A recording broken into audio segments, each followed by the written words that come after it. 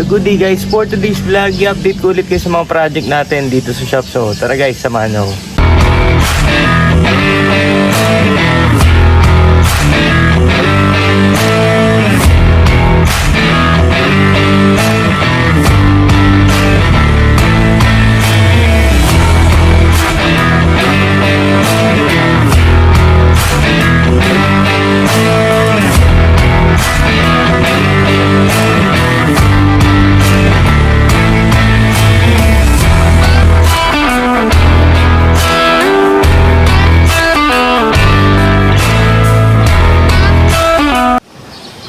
So yun mga bossing, bali update ko lang kayo dito sa project natin, dito sa shop. At tara, unahin natin itong Wrangler. So yun mga bossing, bali last time, ito yung may problem yung kanyang water pump. May tulo po or may leak.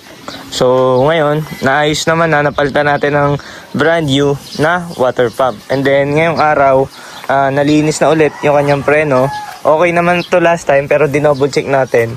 Tapos pinalitan din natin ng mga repair kit yung kanyang preno. At bukas pwede na i-test drive itong ating project na Wrangler.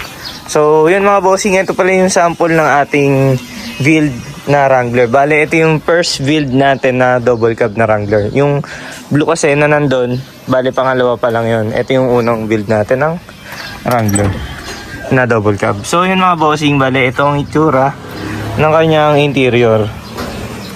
Bale, brand new yung kanyang upholstery. Sa mga nagtatanong mga bossing, yung upuan nito, Surplus Japan po yung upuan yan. Tapos, binalutan natin ng brand new na upholstery. So, ang kulay nito is beige at saka red na color. Bale, light to na red, hindi siya yung dark. So, ito naman itsura ng likod na part. So, maluwag dito guys sa likod. Kasya dyan mga 3 siguro. Pag mga bata, siguro 4. Then sa unahan, 2, syempre. Tapos ito, yung nakita nyong wire, abang to para dun sa kanyang dome light, yung ilaw dyan. Tapos may mga switch naman yan na naka-ready na dito. Yan po. And then, power steering po. And then, 4x4 na manual transmission. And then, bago na aircon. Tapos, gauges. Bali, kulang na lang to ng ampere tsaka fuel. Eto, meron namang speedometer. Kompleto naman na. So, yan po ang tsura ng ating interior. May mga carpet din yan nakasama. So, yun mga bossing. Bale, brand new po yung body nito na stainless. Tapos, pininturahan lang. Kaya hindi to na red. Then, bago din lahat ng gulong natin. Tapos, i-detail pa to. Hindi pa yan yung final na kulay niyan. Ay, final yung kulay niyan guys. Pero hindi yan yung final na finish na. I-detail pa yan. Bale, babuffing pa yan. At mas kikinis pa lalo yan. Pero dito, kita nyo naman guys. Kumikinang-kinang na. Pero kikinis pa yan. Pag naliha yan. Tapos na-buffing. So, ito naman, ganito yung side mirror na ginamit natin. May signal light siya. Tapos sa likod guys, ito. Sakto lang yung space natin sa likod, hindi siya kahabaan. Unlike doon sa isang build natin. Pero, okay lang naman to kasi hindi naman pangkargahan talaga yung sasakyan na to. Pero, since pick up nga siya, may space talaga sa likod. Hindi nga lang sobrang haba. So, yan guys, ito yung proof na stainless talaga. Ito yung siding sa yung loob, stainless, pati flooring. So sa labas, kinulayan lang talaga. So ayan guys, malapit na natin test drive tong ating project na Wrangler. At sa mga nag-aabang, antay-antay lang mga bossing. Okay drive to mga boss kasi maganda engine ito. At wala tayong ibang parts na ginamit dyan, kundi pang Mitsubishi lahat.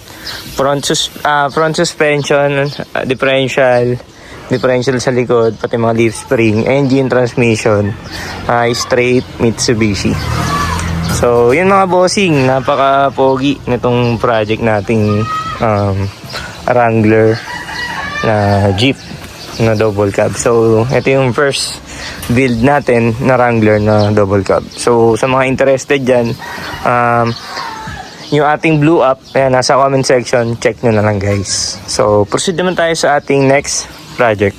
So yun mga bossing, bali gumagawa rin pala tayo ng ganitong klaseng sasakyan, Isuzu NHR, Hyundai H100, at saka Mitsubishi L300. Bali gumagawa tayo ng kahan na tulad nito, na stainless.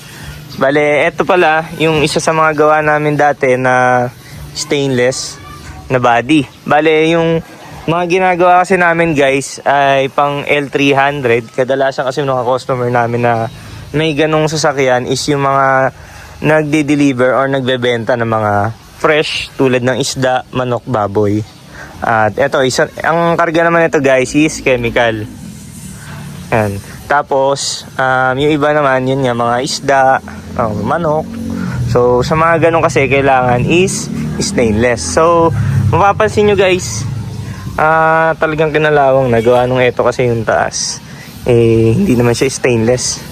Tapos, yung mga kinakalawang na part, ito, yung mga pinag-weldingan lang naman. Pag nilihan mo yan, matatanggal naman na yan.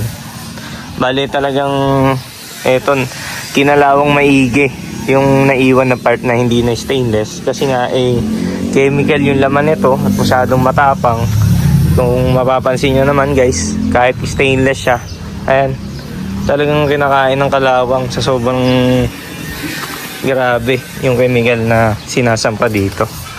Ayan. Pero guys, stainless 304 to yung mga ginagamit namin dito. Magandang klaseng stainless na rin tsaka makapal.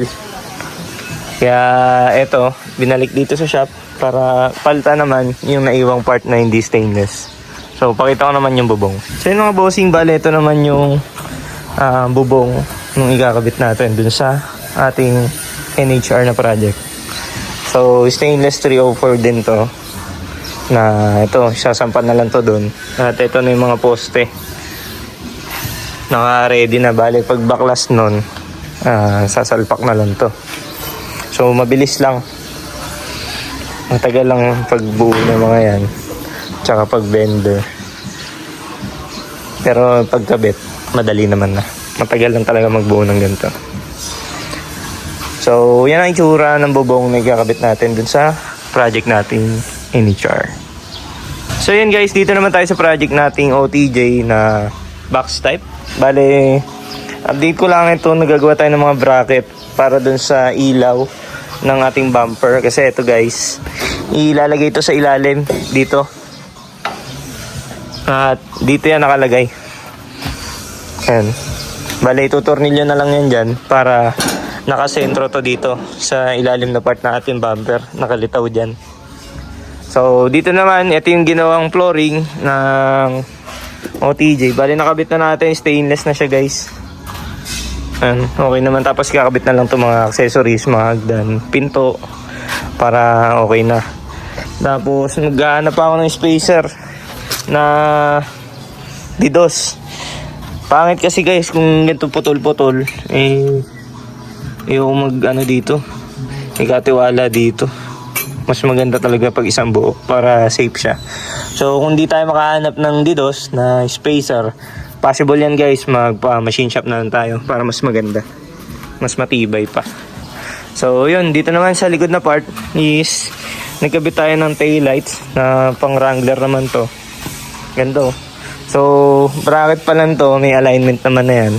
I-align pa siya tapos lalagyan ng housing. So kinabit lang muna guys, hindi pa naman yan yung final na ganyan yung kabit. So ayusin pa yan. So, proceed naman tayo sa iba nating project. So, yun guys, bale itong project nating Altera na rover yung body. Ina-assemble pa naman yung body. Nandun. At antay-antay lang kayo. Pag nalagyan natin ang angular na to, papatong na lang naman na yun. At makikita nyo na yung itsura, tsaka yung tindig ng project nating Land Rover. Yan po. So, dito naman guys sa project nating OTJ, eto, na-mounting na natin yung kanyang body. Tapos, nakabit na rin yung mga fender. Tapos, tong grill. Yung bumper, andyan lang naman. Tsaka tailgate. At eto, issue. Itong differential. I-align natin ng konti kasi hindi may kulang na dito sa side na to kabila, iusog lang natin ng konti. Ayan, syempre hindi natin pwede bigay ng ganun na may problema. Kaya i-aalay natin para maganda. Para perfect. At eto, tangke guys. Stainless naman. So yan ang kagandaan guys pag stainless yung kanyang tangke. Kasi yung ibang tangke guys, pag katagalan, kinakalawang, yun yung papasok dun sa makina mo. Ngayon, doon naman magka-problema yun. So, eto guys, di siya kalawangin, stainless. At ang magiging problema mo lang dyan is itong float kapag di na gumagana. Pero eto guys, since maganda naman yung float niya, tetesting muna natin kung gagana pa kapag kinabit natin doon sa gauge niya. So, kung hindi, madali naman na magpalit. At tuturnilyo lang naman yan dito, gagawa ng bracket. At eto, nire-ready na rin yung kanyang tambutso guys. Kasi ilalagyan na ng tambutso to. So, magre-repaint pa pala tayo dito ng kanyang chassis kasi nga ay ayan, magwe-welding pa. Siyempre, hindi natin pwede bigay sa client natin yan ng ganyan. Siyempre, dapat pulido. Ayan. So, yun muna update natin dito sa project nating FPJ. Then, ito yung ibang parts nung Wrangler. Saan to? Ay, dun yan, no? Sa Wrangler. Ito mga shock. Dito. Diyan. Okay. So, ito mga shock, doon naman to sa FPJ. Repaint lang natin. Tapos, ito guys, tailgate nung ating FPJ. Tapos, ayun yung kanyang bumper, makintab naman na. Nakakabit na lang. Ayan, so, ito yung project nating Tamiya. Postpone kasi may mga ginagawa pa tayo. Ito, sinisingit lang naman natin. Siyempre, priority pa rin talaga yung sa mga customer natin. Ito, sa amin naman to, okay lang naman kung mapending. Ang importante, lahat ng mga gawa dito is may update or may improvement. Ito naman, pwede naman to isingit-singit lang, wala namang problema kasi wala pa naman may-ari nito. Ang mahalaga, ayan, mauna natin yung sa mga customer natin. So, yun guys, yun muna update natin for today's vlog at i-update ko na lang ulit kayo kapag may mga bago tayong update. Tsaka pag may mga binibenta tayo. So, yun pa rin. May mga for sale pa rin tayo dito na FPJ and for restoration. Message nyo ko sa Blue App. Check nyo dyan sa comment section kung paano nyo ako kontakin. At meron tayo ditong Tamiya na for sale. At eto yung ating box type naman na diesel. Ayan, kung gusto nyo matic, pwede gawing automatic to guys. Pero iba presyo. Kasi as of now, binibenta natin to ng 230. Stainless na yan guys, bago lahat ng gulong. Diesel engine, naka-steel top. Tapos kasama naman rehistro doon, 230. Ngayon kung gusto nyo gawing automatic to, additional na lang guys. Kasi yung transmission automatic na para dito sa Mazda R2, may nabibilan naman, pwede natin convert. Pero additional na lang. At yun, ito automatic din, Tamiya. For sale daw. Bale, ito, 230. Pag ginawang automatic, additional. Tapos ito, Tamiya, bagong build. Naka 3SG beams. 550, negotiable. Pwede nyo test drive to dito kung gusto nyo. At bagong build to. Ayan, bagong mags, gulong, bagong body. Engine, naka-indicate. Clean papers to guys. Naka-regaro seat, naka-spoon na steering wheel. Tapos, naka-gredy na gauges. Ayan, poging-pogi oh. So, kung interested kayo, wala pa naman may-ari niyan. Tsaka yung FPJ dito. Ito yung FPJ natin, pwede off-road setup, pwedeng gawing matic din, palta ng makina. Pero, pag matic, medyo malaki kasi guys. Palit engine yan, kasi yung engine nito wala naman nabibili automatic. Pero kung may matic man, hindi ko isasuggest sa inyo kasi gawa ng yung engine kasi nito guys. Kung maghanap kayo ng automatic, baka mahirapan kayo sa pyesa ng transmission na yun. Pero yung sa engine naman nito na Isuzu 4FD1, marami naman nabibiling pyesa. Meron din sa Shopee lahat. Pero kung yung transmission, hindi ko masasuggest. Siyempre, pagkatagalan, kung magpapalit kayo ng pyesa, baka mahirapan kayo. Ayoko naman ng ganun. So, yun guys, kung change engine swap, yung modelo na makina. Para kung sakaling bibili ka ng pyesa, hindi kayo mahirapan. So, yun lang guys. Update natin sa shop. Kung may mga katanong kayo, check nyo sa comment section kung paano kami kontakin. At eto, iwan ko na rin yung contact number namin para direct na kayo tumawag.